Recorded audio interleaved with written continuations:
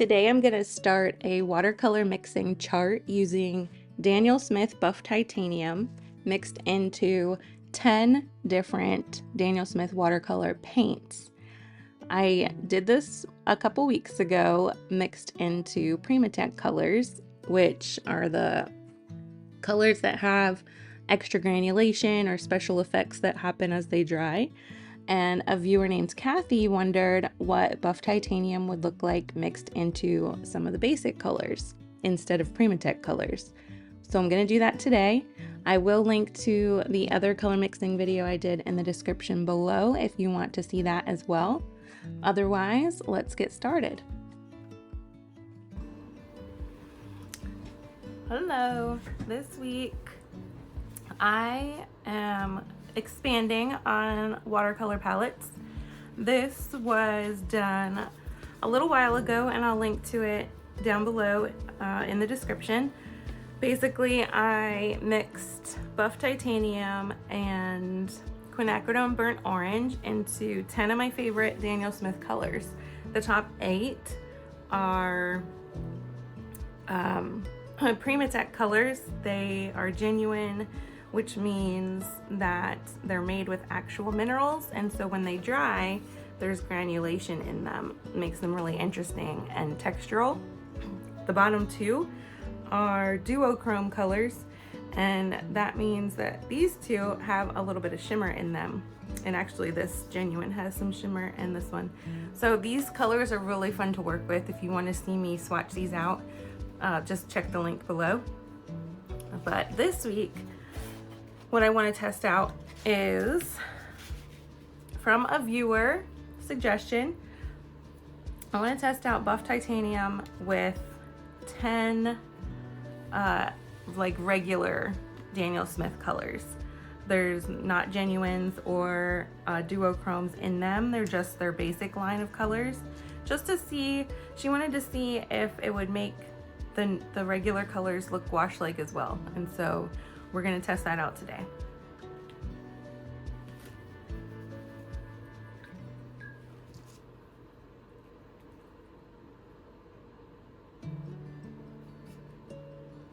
The first one is quinacridone rose. So I think what I want to show you is what the color looks like on its own. Let me just I'm gonna get a little scrap piece of paper. So let's see. Quinacridone rose. It's a really pretty color. It's so vibrant. So there's that. Now, if I mix that with the Buff Titanium, I feel like using this color makes everything look a little pastel, and that's why it feels like gouache to me. And you can make it darker or lighter. I'll do 2 swatches, one darker and one lighter, and it's giving it this creaminess that just makes it feel like gouache. It's probably not as opaque as gouache, but it does definitely give it more opaque qualities than transparent. I'm just gonna make 2 rectangles, one darker, so you can see that it's lighter already. I don't know if you can tell how much creamier it is, but it definitely has that going on with it too. I'm gonna add some more. Make it a really light pink.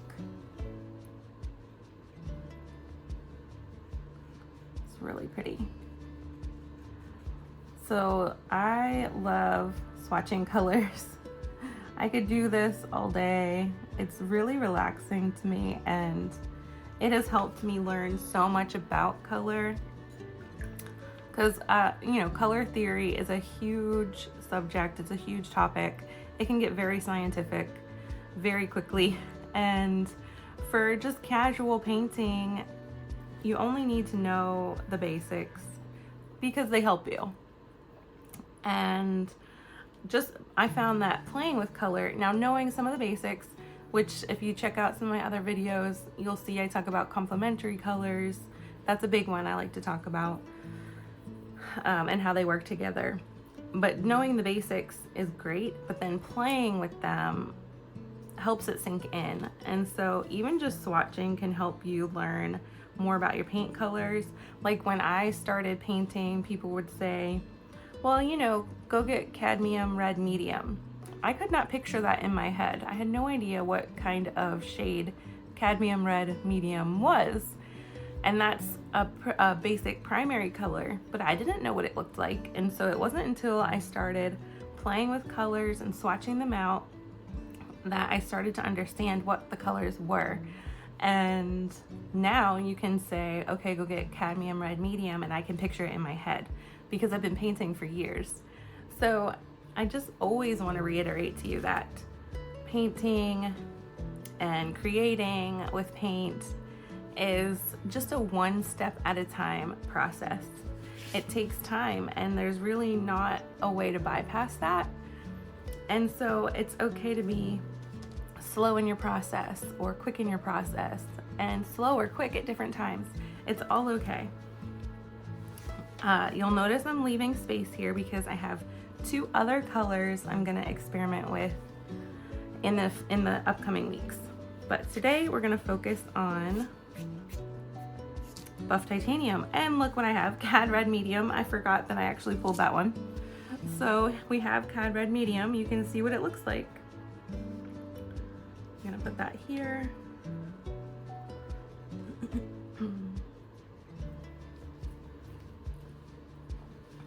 It's the color you usually pick when you want to experiment with primary colors, because it is a very primary red color, as you can see. The quinacridone rose was much more pink and heading toward purple. This, you can see, is heading towards orange zone.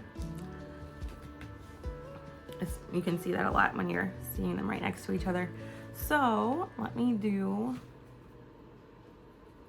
a dark swatch and a light swatch of cadmium red.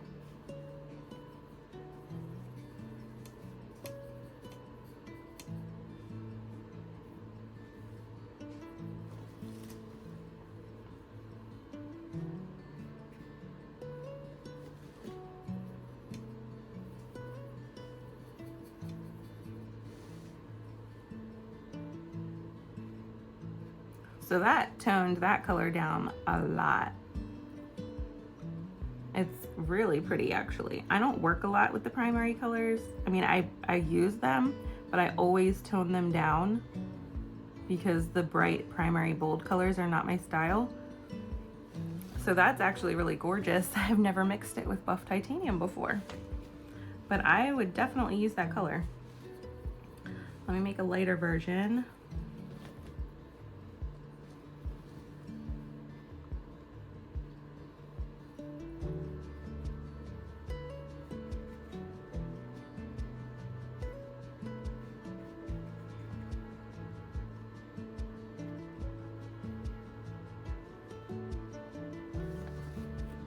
That looks really pretty too. Okay, next color. We have cadmium yellow medium, which is another very primary color. It's great to use when you're first experimenting with colors.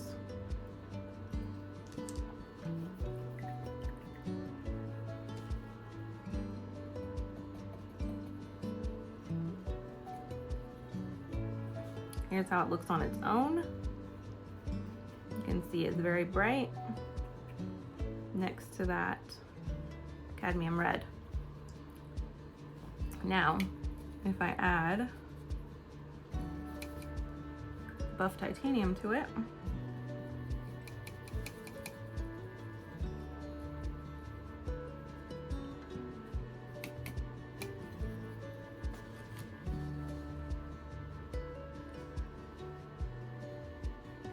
actually makes it a little muddy. I don't know that I like how those two are interacting. That one does not feel like gouache to me. Let me try to add a little bit more in. Yeah, it definitely changed the tone. It makes it a little muddy. It could be good for a neutral,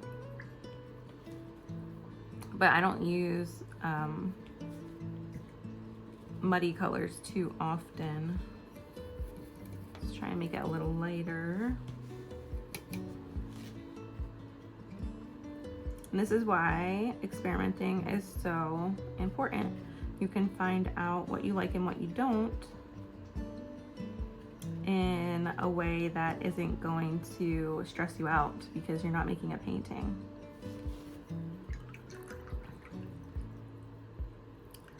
All right, let's see. Yellow ochre is next. I wanted to get a range of colors throughout the whole rainbow to give you an idea of what they could look like.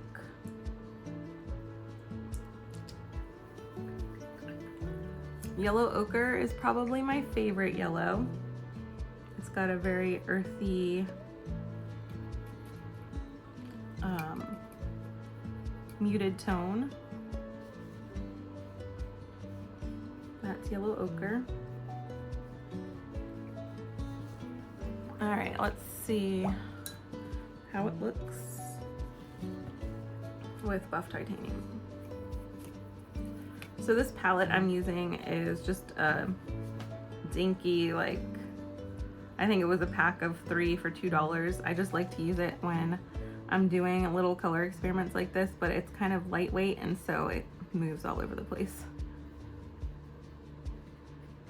So, okay, the yellow ochre stayed pretty true to its original color. It's a little duller. This one does have creaminess back in it.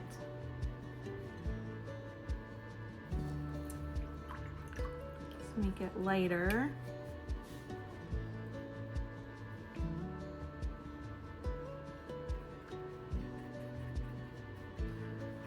And what I'm painting on is Fabriano cold pressed paper. I like to cut out these pieces. They're about 8 by 10, 7 by 10, because they fit in my sketchbooks. And so I can glue this finished piece into my sketchbook, and I have different sketchbooks for different things, and I like to have separate color ones. So these will fit right into that. Let's see what's next. New Gamboge is another yellow. This one is kind of like a mustardy yellow, like a brighter sunshine yellow.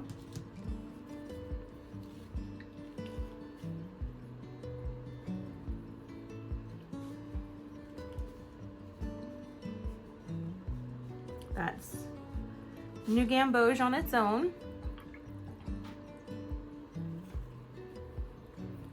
And let's see what happens.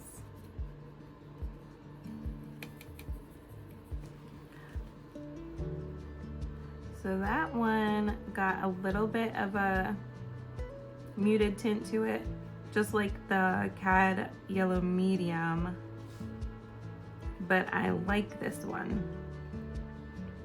That one's a little too green for me, but now that it's drying, it definitely would make a good neutral. This one is a little creamier, and it's still held on to the yellow. So if you wanted a muted creamy yellow, I would go with the New Gamboge over the Cad Yellow Medium.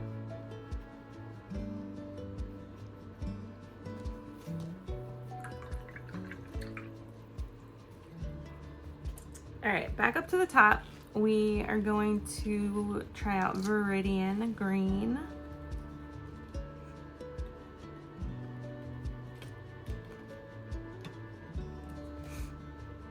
This one kind of feels like it leans toward the teal side of green, which I love. I love teal. You can see it's a really pretty teal green.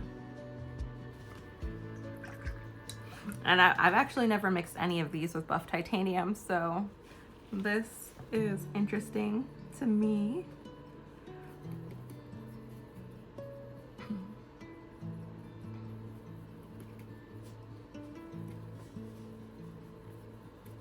All right, so this one looks like it's gonna be creamy.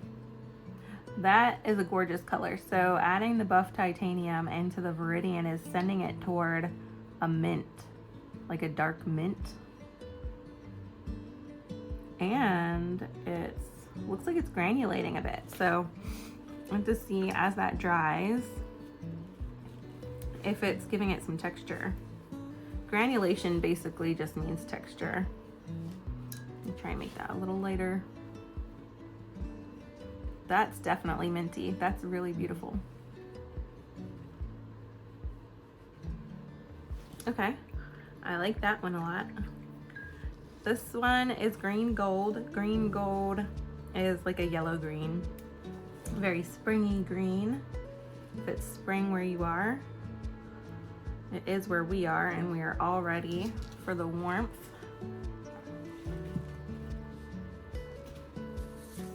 We have a good amount of warmth in North Carolina,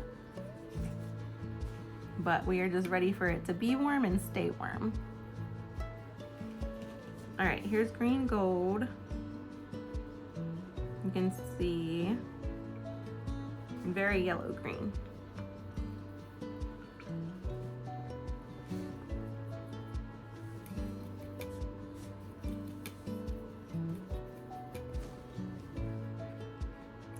So that looks really pretty too. That would be a lovely green to use in a flower painting or an abstract painting where you want it to feel very fresh and springy.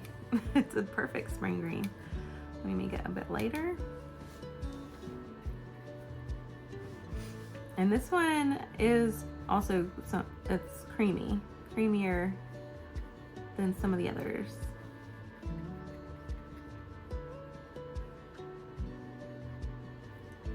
So that looks really pretty. Cerulean blue is next. It's another one of my favorites.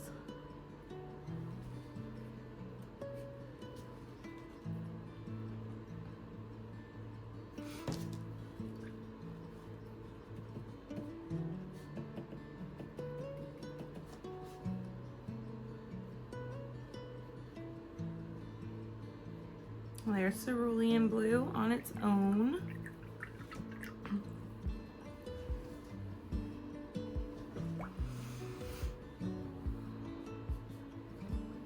I feel like this is gonna turn into a pretty sky blue or something, but I could be wrong.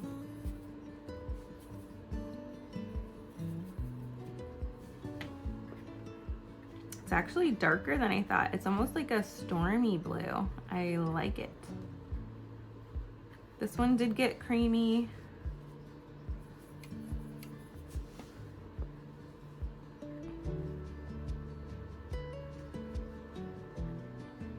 Yeah, it's like a gray blue. So if you're looking for a really pretty gray blue, the cerulean with the buff titanium looks really pretty.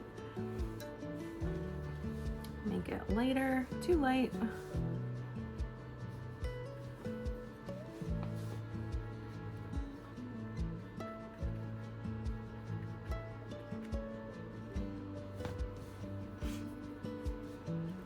That would be great for a background where you want it to feel a little bit moody. Okay, two more colors. This one, oh, not that one. This one is French Ultramarine. This is a pretty bright primary blue.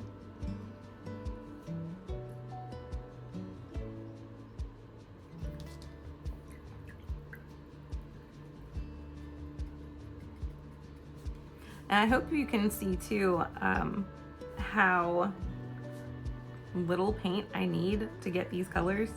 That's why I like watercolor, because the paint lasts forever.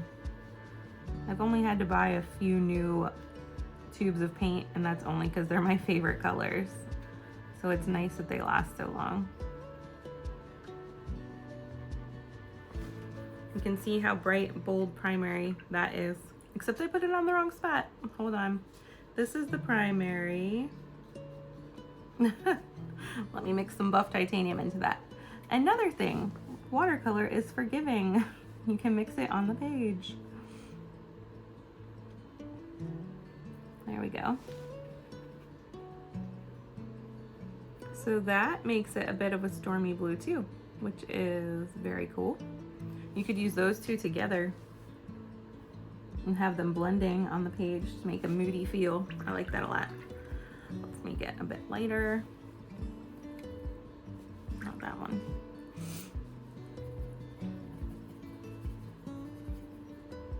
All right.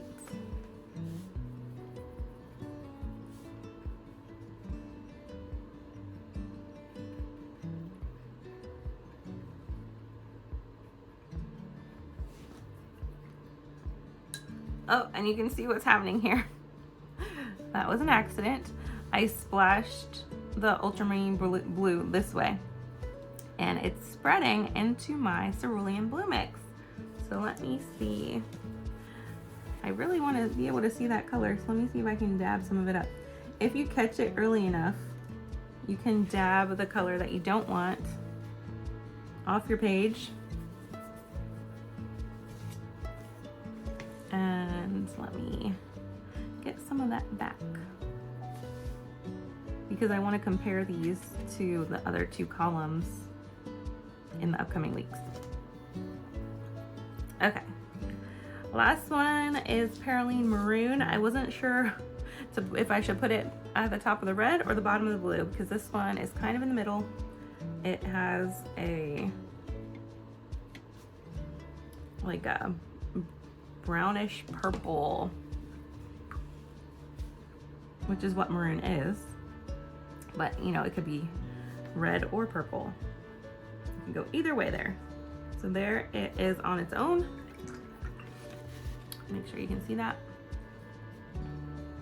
Let me mix in the buff titanium.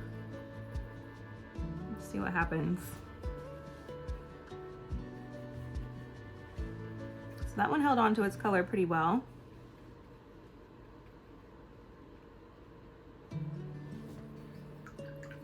It toned it down a bit, and it did make it creamier.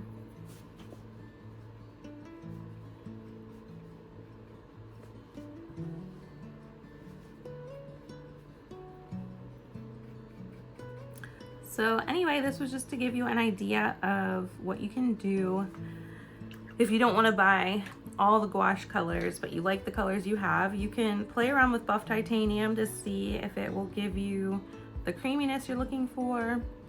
And if you don't like that, you can always try like a white to tone it down too. So anyway, that's it for this week. Thanks for watching. Thanks for joining me today. I'm all about helping you grow your own creative practice full of peace, intention, and curious exploration. Find out more when you visit jenfletcherart.com. I'll see you soon.